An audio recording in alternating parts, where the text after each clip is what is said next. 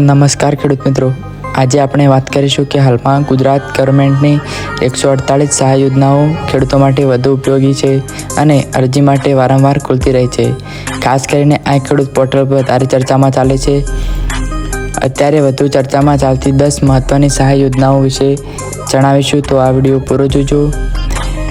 Number 1 પર છે tractor સહાય યોજના, ત્યારબાદ રોટાવેટર સહાય યોજના, સ્પ્રે પંપ સહાય યોજના, ડ્રીપ સિંચાઈ સહાય યોજના, સ્પ્રિંકલર યોજના, તાર ફેન્સિંગ સહાય, સોલાર પંપ સહાય, પશુપાલન સહાય, ખેત તલાવડી સહાય, થ્રેસર કૃષિ સાધન પર સહાય.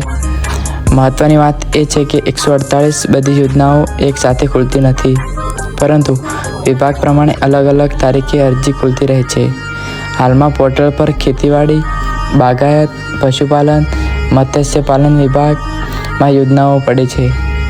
જો તમારે ચેક કરવું હોય તો આ ખેડૂત પોર્ટલમાં જઈ યોજનાઓ વિભાગમાં જાઓ, નવી અરજી પર ક્લિક કરો, કઈ યોજના ખુલ્લી છે તે તરત દેખાશે. અને હાલમાં આ 10 યોજનાઓમાંથી ખેડૂતોમાં સૌથી વધારે ચાલતી અને અરજી થતી યોજનાઓમાં 5 છે, જેમાં ટ્રેક્ટર સહાય યોજના હાલમાં બહુ ખેડૂતો અરજી કરે છે, કારણ કે અરજીની તારીખ 27 માર્ચથી 26 એપ્રિલ સુધીની ખુલ્લી છે.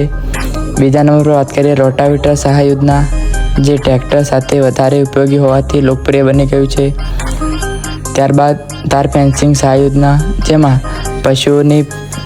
પશુઓના ત્રાસથી પાક બચાવવા માટે આ યોજના શરૂ કરવામાં આવી છે.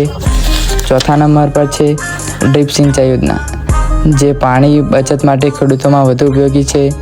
પાંચમા નંબર પર છે સ્પ્રે પંપ સહાય યોજના, જે નાના ખેડૂતો માટે સરળ અને ઝડપી સહાય છે.